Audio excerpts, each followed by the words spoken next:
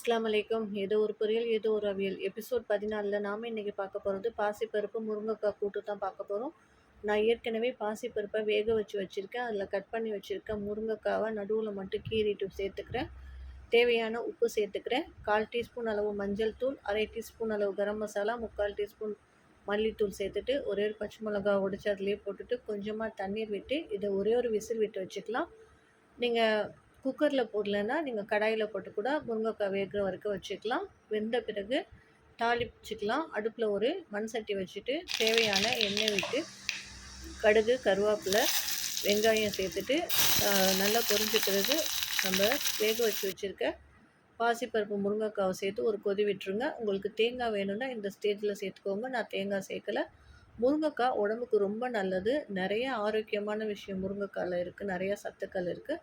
So கண்டிப்பாக அடிக்கடி சாப்பிடுங்க. அஸ்ஸலாமு அலைக்கும்.